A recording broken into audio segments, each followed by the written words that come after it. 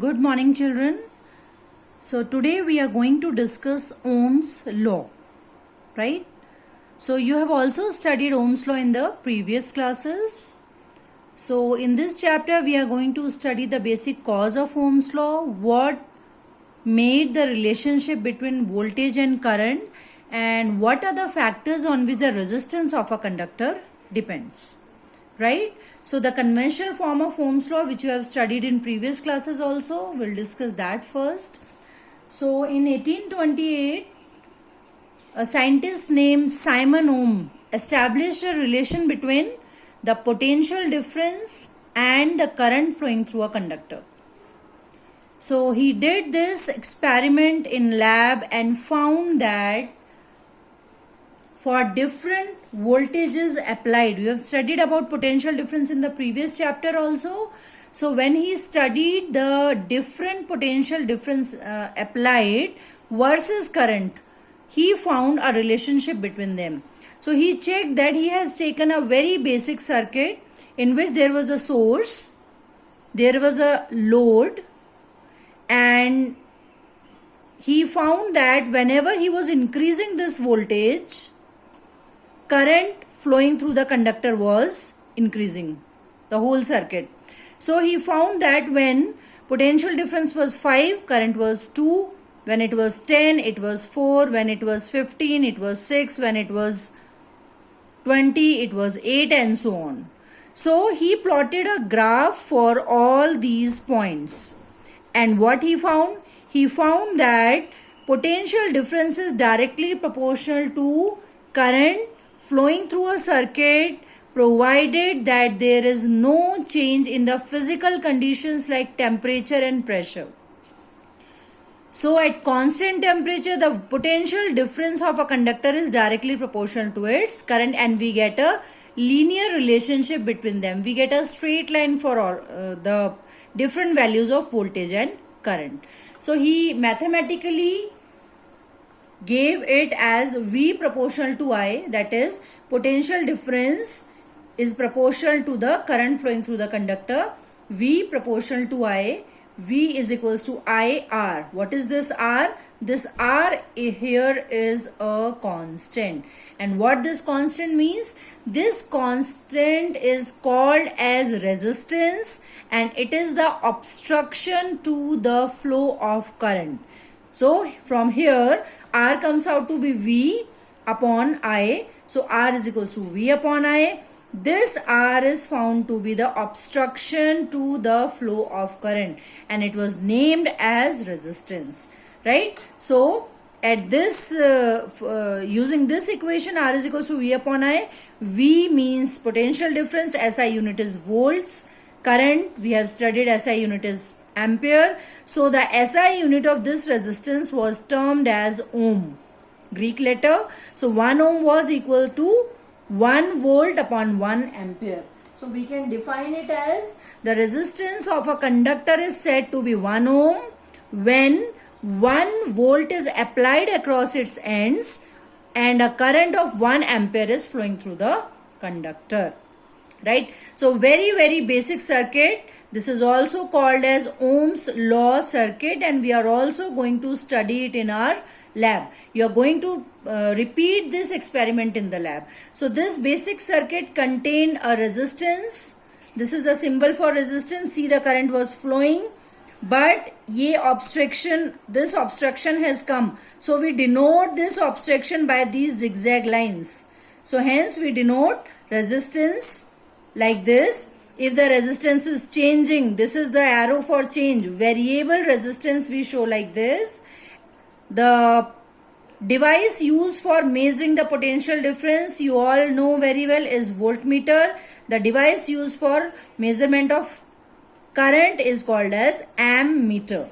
So we have studied in previous classes also, voltmeter is always connected in parallel with the resistance.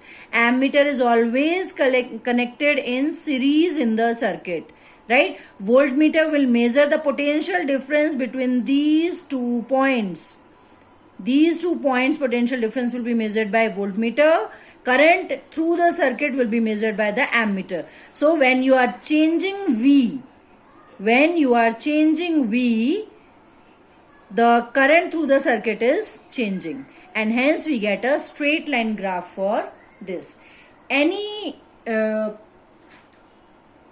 material which is having some resistance is termed as the resistor. Resistor termed is used for any material having some resistance, right? So we name that as resistor. So this is the Ohm's law that we have studied earlier also. This year we are going to study same Ohm's law in depth. So we have one more device called as galvanometer, which we are going to discuss in the chapter. Galvanometer is a current detecting device. Children, please don't get confused. Ammeter measures the current. Galvanometer detects the current. It detects the current. So symbol is G, or we show it by a arrow. Right? Thank you, children.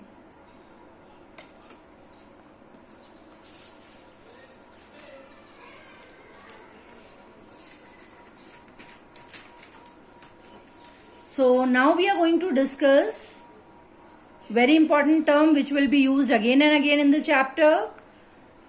This term is called as current electricity. Now what is current electricity? It is a characteristic property of any point inside a conductor, right? So a conductor which will be carrying current I. So at any point inside the current conductor, there is a characteristic property which will decide that how much current will pass through a conductor, right? So definition wise, current density is denoted by J with a vector which tells that it is a vector quantity. So current density is defined as the amount of charge flowing per unit time in a conductor per unit area held normal to the direction of flow of charge.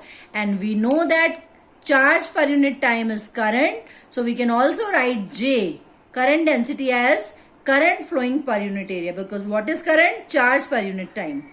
So let us consider that there is a conductor. This is a conductor. It has these ends. The area of this face is A. The area of this face is also A. And inside the electrons are flowing like this. Right? So let us consider this is the flow of current, and for any area, say suppose I have taken this area, and if I want to find the area vector, I consider this as area vector. So we have studied in previous classes how do we find area vector. If this is the area, then area vector will be the perpendicular to the surface, normal vector n pointing perpendicular to the surface. So if the current is flowing like this, then it means the area vector in this case is at 0 degree, right? Because the direction of current and the direction of vector n is same.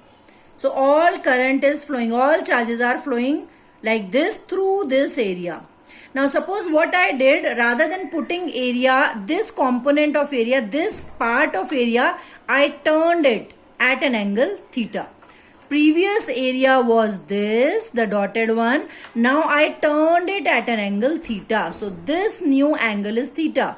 Now we know that area vector, this vector will always be perpendicular. Say if this is the area, this is the vector pointing n, and as I am turning this, this will also take a turn because this is always perpendicular. So if I am turning this area, the area vector n also turns like this. Now this is the area vector. This was the previous condition, and now this is the second condition. So this is theta. So imagine earlier, we'll take a better diagram. Earlier this many electrons, say 100 electrons were moving like this.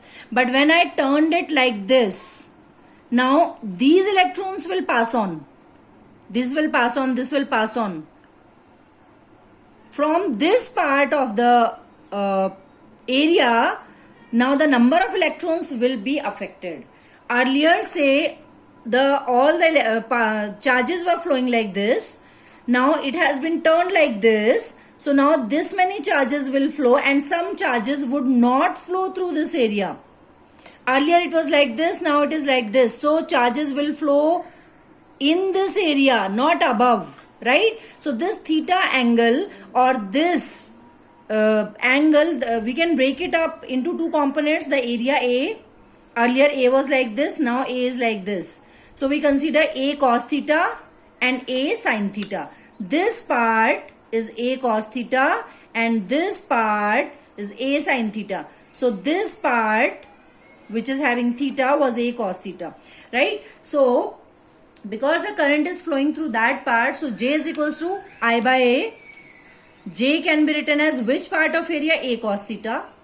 So I could be written as J into A cos theta. J into A cos theta means J dot A, right? So J dot A, dot product always tells us the scalar quantity, and we know that current is a scalar quantity. So this is the relation between current density, current and area, and in terms of vectors, in terms of the vector scalar product, I can be written as J dot A, right? SI unit will be SI unit of J. J would be ampere per meter square. Thank you, children.